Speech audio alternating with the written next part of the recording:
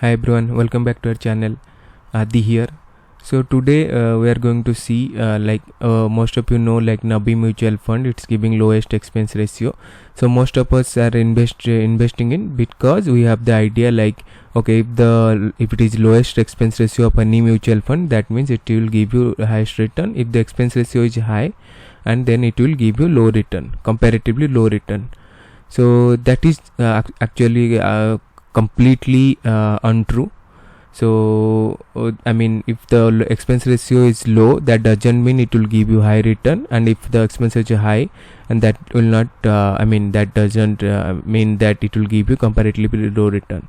So today we are going to see and check what other factor is affecting your return. So let's the video get started.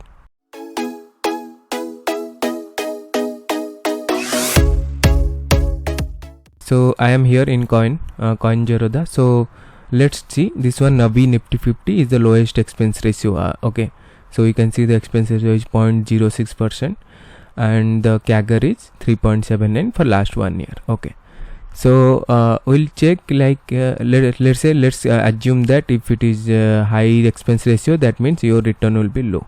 So let's go to another Nifty 50 fund like your HDFC. Okay, so you can see HDFC Nifty 50 fund, the expense ratio is high, so the return must be low. So it is low, 3.79 compared to 3.75. So your understanding is completely true. So same we can go and check Tata Nifty 50. Okay, so you can see 3.90 expense ratio is 0.16. But in this case, how come you are having 0.06 in a B and return is 3.79, but here is 0.16, which is highest expense ratio, and the return is 3.90. Okay, so as per the understanding, it should be high for Nabi, right? But no, you can see here it's 3.9 for Tata Nifty 50. Even the expense ratio is high. Same if you go to UTI Nifty, you can see 0.21 expense ratio, which is 0.15 higher than Nabi Nifty 50, but you can see the return is 3.83, which is compared to 3.79.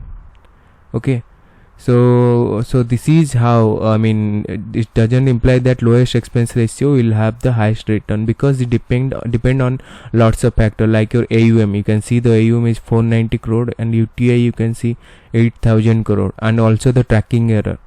So always try to invest those having the past record and less tracking error. So you can see past record 5 year 13.51 and last 3 year 18.5. those are, but here if you see Nabi doesn't have any past record, and okay, so and also the tracking error is high, because that's why the return is less even if the expense ratio is less. So you have to consider those things while investing. Not only the expense ratio, you have to see what are the the past performance, and what are the holdings and all those things. So I hope you find this video helpful. So next time if you choose any index fund, just compare all. Just only because of the expense ratio is less, don't invest in those funds. First check. If you see even if the expense ratio, if you see here Tata Nifty 50, even the expense ratio is low, it's giving high return. Okay, this is also good. You can compare to your UTI Nifty and compare to your HDFC. So in that case you can invest in Tata Nifty 50. So always compare before investing any of the index fund, because tracking error will always be there. So I hope this video is helpful to select the next any index fund you want to select next time. So thank you everyone. Bye. We'll see you in the next video.